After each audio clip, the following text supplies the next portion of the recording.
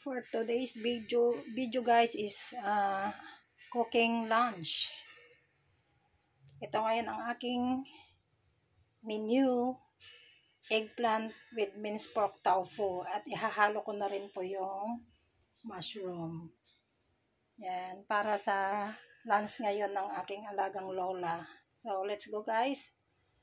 Gagawin po natin ang first step.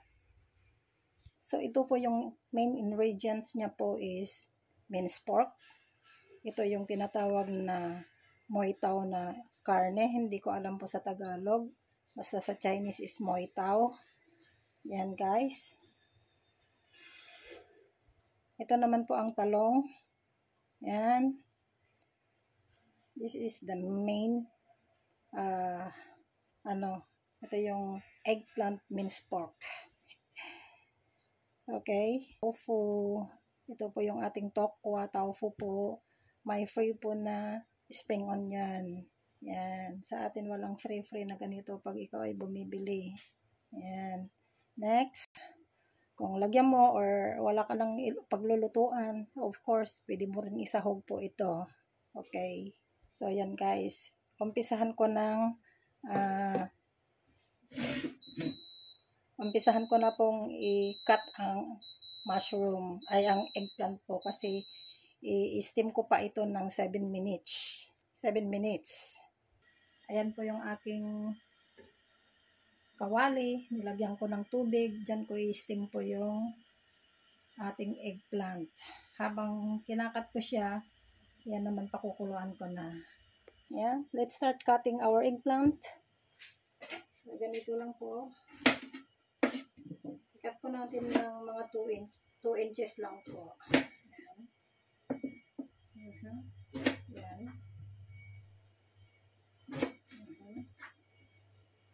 Ayan po, saka yung egg. Yan. So, first, okay po natin dito ito. Or dito na lang po. First, i-cut po natin ito ng 3. Yan. Tapos, pag-ikisin lang natin ng 2 lang. So, ayan na po guys. Yan. Nakat na po siya. Ayan po. So, ito naman 3 din. Tapos, ikat mo ng kalahati sa gitna. Ayan po guys. Ayan. So, lagay po natin dyan. Ito naman, ikat po ng 3 din po. Ayan. Ibalik natin yan. Ayan. Tapos, ayan. Ayan po. Same procedure po. Lahat po ay ikat po natin ng 3. Ayan.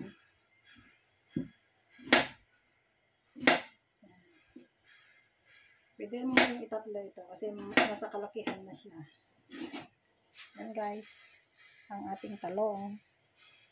So, ito naman po is kahit 2 na lang. Tapos ikat mo na lang ng 3 yan. Ayan po. Ayan po. Ayan guys. Itong talong ilalagay po natin sa stainless po na plato. Ayan. Tapos i-steam na po natin ito para, kaya pag ikinat na po, i-steam na kaagad para hindi, to avoid na ito po ay mangingitim po siya kasi hindi ko na po nilagay sa asin. Dapat kailangan lagay pa yan sa asin. So, lagay ko yan sa asin habang hindi pa nakuloy yung aking kawali. Bagad ko muna siya ng asin, by the way. Ayan. Ayan.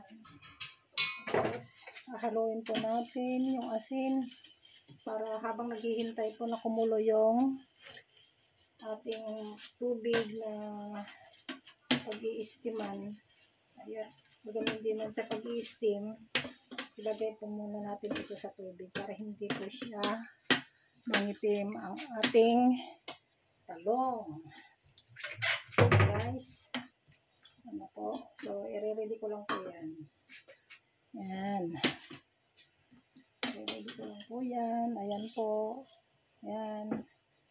So, ang susunod po natin ay next. Ang susunod po nating i-cut is tofu. Ito po yung tofu. Nahugasan na po ito. So, huwag na natin hugasan pa. Hugasan na po siya. So, i-dry up ko lang po muna. I-dry up ko po muna kasi ipiprito ko pa ito bago ko ilagay doon sa, kasi hard tofu po ito. Ayan. Yung soft tofu kasi madali pong maduro. So, ito na po yung ating tofu. Kakat ko na po ng 3. Yan. Kikita po ba? Kakat po natin ng 3 din. Yan. Yan. Then, ikakat po natin ng kalahati doon sa gitna na lang. Ganyan. Kakat natin ng 3 din. Yan. Diyan. So, ito na po yung ating, ito na po yung ating tofu. Yan po. Yan po yung ating tofu. Hindi nakikita. Yan na po yung ating tofu. Ayan po siya, oh. Yan. Kasi nakikita sa akin. Yan po yung ating tofu. So, bago natin to iprito, wisikan po natin ng konting asin. Ito na lang, Himalayan salt. Ito na lang, salt. Pink salt. Yan. Yan salt. Kunti lang po. So, dyan muna siya. Ayan po siya. So, next po na gagawin po natin is ito na pong karne ng baboy. Ngayon ito, kukuha ulit ako ng kitchen tissue at dry up ko po siya. Ayan po, dry up ko siya. Ganito ang mga pagluto dito sa mga Chinese.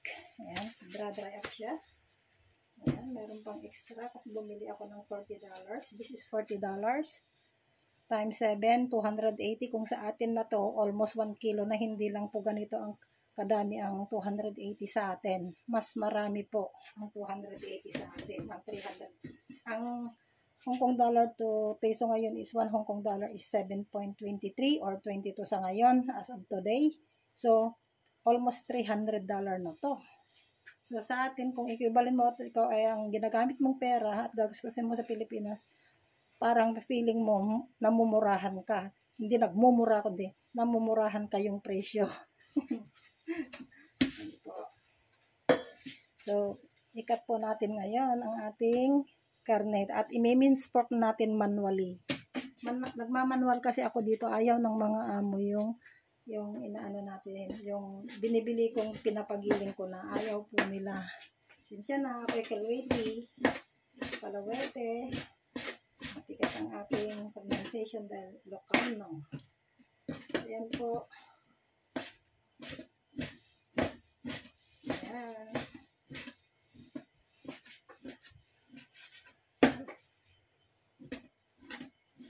Ayan po siya. Ayan guys. Ito na, kumukulo na po yung ating kawali. So, ilalagay po natin ito. Okay. So, buksan ko muna yung kawali. Ayan. Ilalagay ko sa mabuting kamay. At ilagay ko po yung steam po natin ito. Ayan. Steam na po, takpan po natin. And then, takpan po natin siya.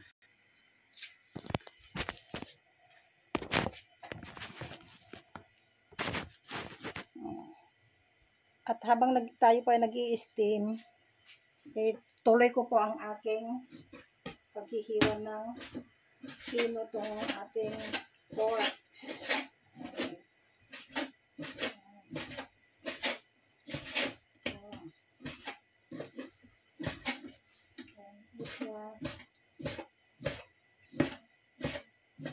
Pagkisan na po.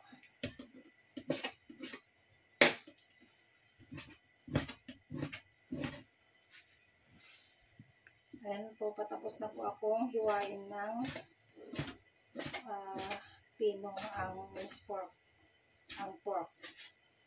Tapos hihiwain ko siya ng maliliit. para madali kong i-mince tadtarin. Hindi na ako magtatagal sa pagtatadtad. Mas magiging tiyagaan ko na lang ng ganito.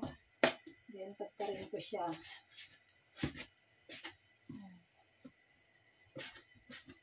Ito ang technique ko para ayaw kong magtadtad ng napakalaki, napakatagal.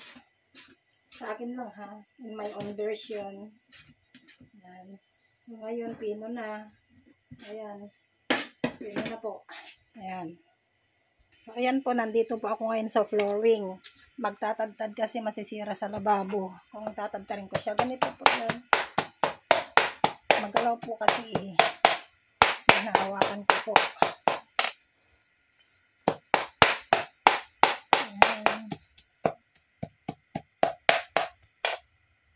Ang ating minced pork. Tinatagtag ko po siya. Ayan guys. Ayan po, malapit na po siyang well done na po siya. Ayan, ganyan po ang magtadtad ng minced pork. Kahit sa Pilipinas ayaw kong magpagiling kasi hindi ako kontento dun sa hugas nila. Hindi naman nila hinuhugasan yung ginigiling nila doon sa palengke. Minsan, lalo sa amin, minsan kulang sila sa tubig.